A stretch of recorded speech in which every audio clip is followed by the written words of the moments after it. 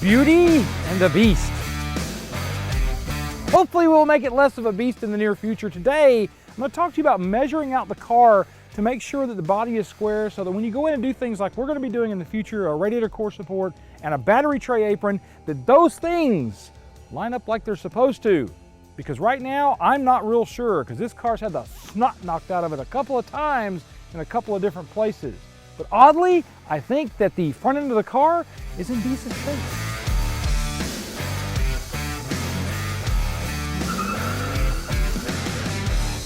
Restoration of a classic Ford is a journey of discovery. Let Autocrafters help you with yours. We offer quality parts for Falcon, Fairlane, F-Series, Galaxy, Maverick, and Pinto. Contact us today. So, what have we got here? Well, we got a radiator core support that's trashed. It really needs to go. Some kind soul cut the... It's another radiator core support to get the engine in and out. I'm not sure which one. Maybe let's just call it the 6-cylinder that was originally in here. And then they turd welded it back together. This looks like something I would have done, so I'm not going to say a whole lot about this because it's bad, but I know I suck at welding. So there are other damage situations on the front of this thing as well. The radiator core support's not the only problem. Our other problem is the battery tray apron has also taken a strike, and there's some internal damage on the outside lower corner of the radiator core support, which also impacted the battery tray area. Plus, there's a big ass rust hole here. So we've got some subscriptions going on for sure. We've got things that we need to do. My biggest problem right now is I do not have my welder hooked up here in the shop. We don't have a shop yet. And I don't have electricity out here. So what am I going to do? Because I want to go ahead and get started on this thing. I'm going to tell you what they are and what you can do to make them work. And then obviously when you go to start cutting spot welds, you're going to do a lot of spot weld cutting. You need to invest in some drill bits.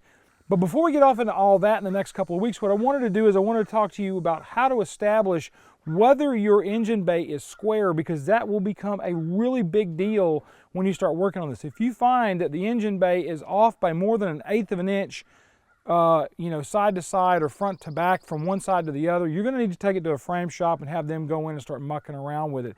Because most of the time, guys like us are not going to be able to go in and fix that frame problem.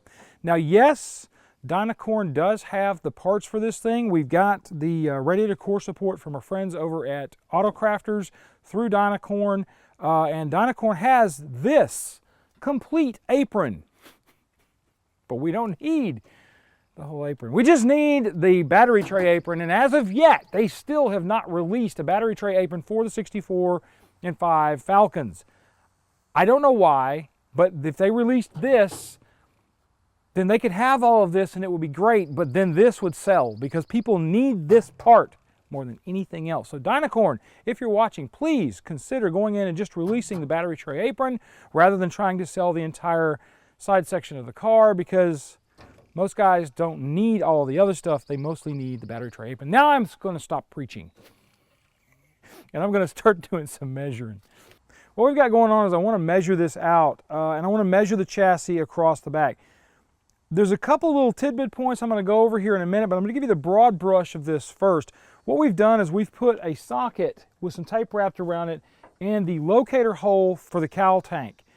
I'm going to take a measurement from that socket to the stud here on the core support for the hood bumpers. It's a good point for location. So I'm going to take a measure off of that on this particular car. We're at 35 3/8. Now I'm going to move to the other side and do the same thing. So I'm going to put my high-tech locator pin in the other dowel position and measure to the same spot on this side for a measurement from fore to aft on the engine bay. And we are at, surprisingly, we're at 53 3/8. So that means that this thing is square, or at least has not been pushed in on this side up top. We know there's some damage down low, but we don't have anything up here which is negatively affecting position. So now what I'm going to do is I'm going to do a cross measurement and set this up so we're going across to the other side. So I'm going to measure out across here.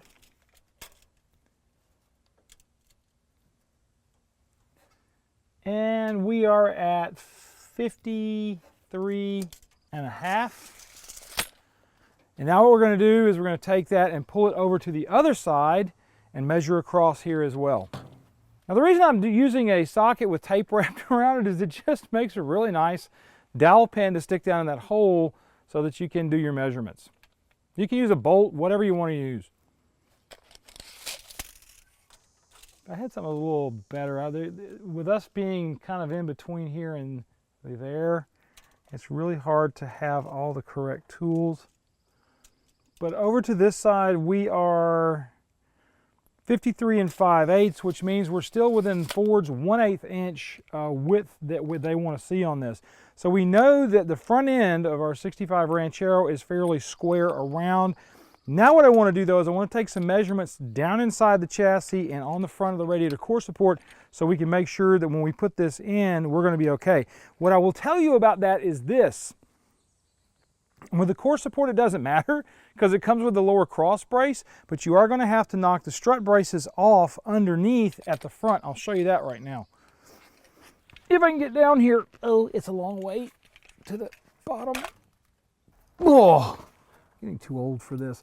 One of the things I wanted to talk about is these little holes down here underneath on the chassis. I think these were locator holes for when all this stuff was being assembled back in the day.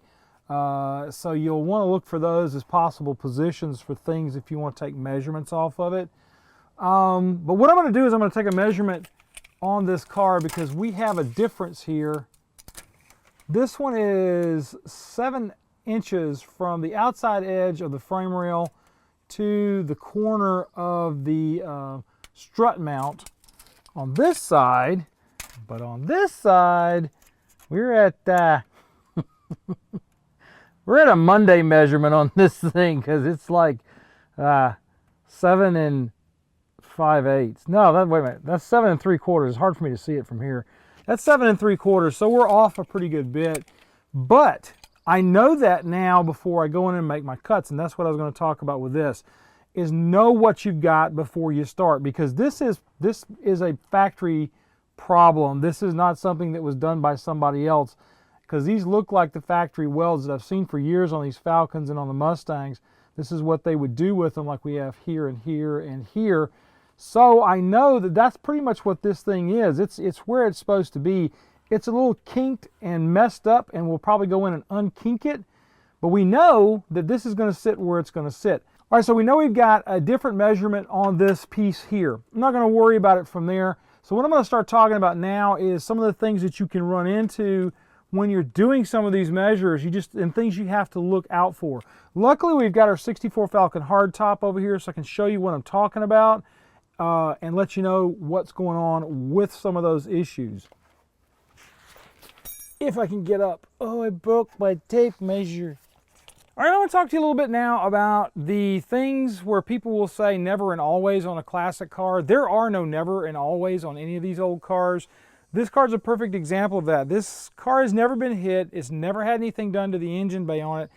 And yet, it has some foibles.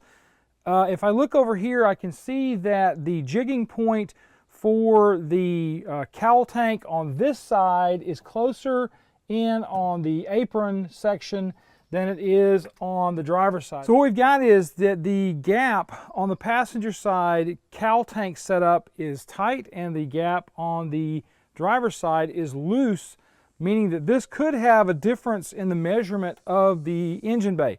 Oddly enough, it didn't. The engine bay, somehow they worked it out after that was spot welded in, and they made everything line up and square. There is a lot, there is an awful lot of ish on these cars. Like I said before, 1/8 of an inch, that's a lot. You have a 1/8 inch difference that can happen on any of these panels. That was okay by Ford because you had men putting machines together. These were being assembled by guys who smoked Marlboros and went to lunch and probably had a beer while they were out. Later on in the 60s, they may have even gone around the back of the building and smoked a little J. I don't know. And I'm not indicting anyone within the UAW. I'm just saying that, you know, men were men and still are, and they still assemble cars, but there's a lot more precision today than there was back in the 60s when these unitized chassis were being used ad nauseum. In fact, Ford still uses a unitized chassis on the Mustang. Just a little tidbit for you. All right, so that's our show for this week, folks. Do me a favor, go out and check out our Patreon account. At the $10 a month level, you get monthly meetings with me on Zoom with a bunch of other people. It's a whole lot of fun. We all enjoy ourselves. It's a great time. Also, within that, you get tech stuff from us. In other words, we put tech up for our Patreon guys. Don't worry if you don't have a Patreon account. We still put up our tech normally, like always. It's just something to give Andrew to do, so he's not sitting around watching TikTok videos all day long. So, you know, he's got to stay busy. Also, Timmy's going to kill me now. Do me a favor and subscribe to the channel. If you don't subscribe, you will not know what's going on. YouTube, as I've said recently, has changed the algorithms. So I would appreciate it if you would click that bell for notification. Make sure you get all the notifications. It'll come into your email box and say, hey, we got a video up from Autorestomod or Manic Mechanic. So we put 2 videos up a week usually, except if I'm moving to a new location. And this has just cratered what we do around here. Just absolutely knocked it into the dirt. It's in the ditch, almost on fire. In any case, folks, do me a favor, love on each other, like each other, treat each other nice. You guys have a great week, and we'll see you on down the road. Logan's in school today, so he can't work on the Ranchero. He got a girlfriend, too. We were supposed to work yesterday. Instead, Andrew and I have to do it today. I hope you watch this one, Logan, because you know, weren't here. I'm gonna make you cut every spot weld on the car. You guys have a great week. Sucks to be Logan after this one.